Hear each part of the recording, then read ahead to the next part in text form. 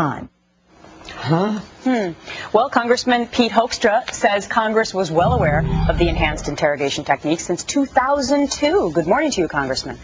Hey, good morning. So you would debate what the Speaker of the House, Nancy Pelosi, just said, that she was informed of what the waterboarding technique was, but that she never got the official sign that this was actually going to happen.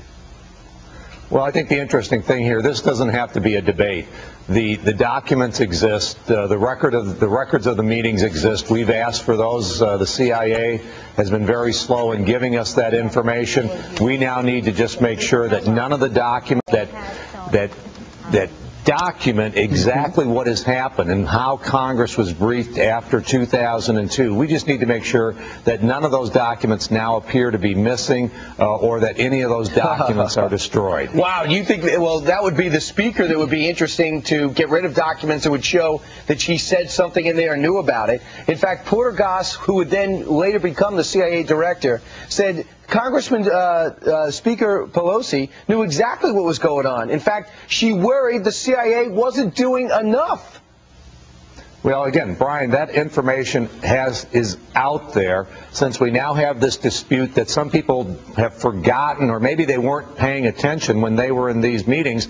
You know, let's make the information available. Let's make it public, and then the American people will know exactly what Congress knew and what we didn't know. And let's take the attention off of these poor folks in the CIA, the people that were following the leadership of the Commander-in-Chief and of Congress. This was all about a policy debate. This is not a legal debate. Congressman, I believe it was yesterday, you called Nancy Pelosi's, what she just said, what we just heard her say, the lamest of lame excuses.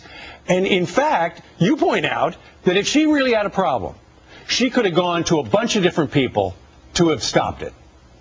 Well, what I called the lamest of lame excuses, where she said, I was briefed, but I couldn't do anything. Excuse me, you were either the ranking Democrat on the Intelligence Committee, you were the minority leader, or you were the Speaker of the House. You're in that position. You're accountable to your colleagues in the House of Representatives and to the American people that if you see something that you have a problem with, to stand up and say something. It doesn't mean you go running to the press. There are all kinds of avenues and ways to make a difference.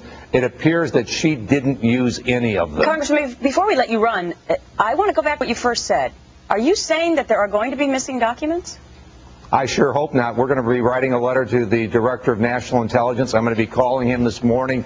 I want to make sure that no documents end up missing. These meetings, the dates of the meetings, all of this stuff should have been serialized. I want to make sure that, you know, as this information becomes available, that all of a sudden, you know, people say, well, it's not available, it's gone. I want to make sure these documents are not destroyed, that they are there for the public record for everybody to review.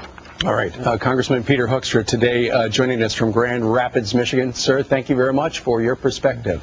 And that commentary on the lamest of lame excuses. Right, and that